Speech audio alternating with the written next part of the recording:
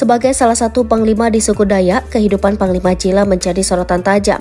Bahkan keberadaan istri Panglima Jila banyak dicari tahu. Imbas pamor Panglima Jila yang saat ini dikenal masyarakat Indonesia. Panglima Jila atau Pangalango Jila memiliki nama lengkap Agustinus Jila. Putra asli suku Dayak ini dikenal sebagai tokoh adat di Kalimantan. Lahir pada 19 Agustus 1980 di Desa Sambora Toho, Kabupaten Mempawah, Provinsi Kalimantan Barat. Panglima Jila diketahui sudah menikah dan memiliki anak. Namun informasi terkait keluarga Panglima Jila cukup sulit untuk ditemukan. Tak banyak informasi yang menjelaskan tentang seluk-beluk keluarga Panglima Jila.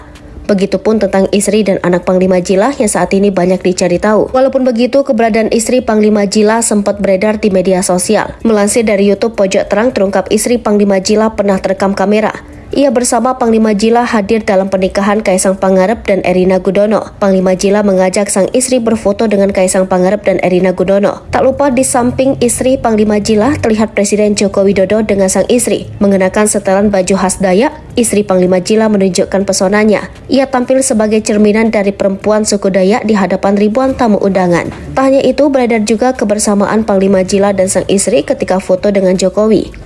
Kendati begitu, informasi terkait istri Panglima Jila belum diketahui secara jelas. Mengenakan baju Dayak berwarna merah delima, penampilan istri Panglima Jila kerap disorot. Ia tidak pernah melepas identitasnya sebagai perempuan Dayak, terkhusus istri dari seorang panglima. Sebagai informasi, kehadiran istri Panglima Jila tidak terlepas dari isu yang tengah viral saat ini. Terjadinya perseteruan antara Panglima Jila dan Panglima Pajaji menjadi perbincangan hangat. Kedua tokoh suku Dayak ini mengalami perseteruan karena perbedaan prinsip. Panglima Jila disebut mendukung pembangunan ibu kota Nusantara di Kalimantan Timur, sementara Panglima Pajaji menentang sikap pro Panglima Jila terhadap program kerja Presiden Jokowi. Menurut Panglima Pajaji, adanya IKN akan merusak hutan adat di Kalimantan, sehingga kelestarian alam dan budaya akan mudah untuk tercemari.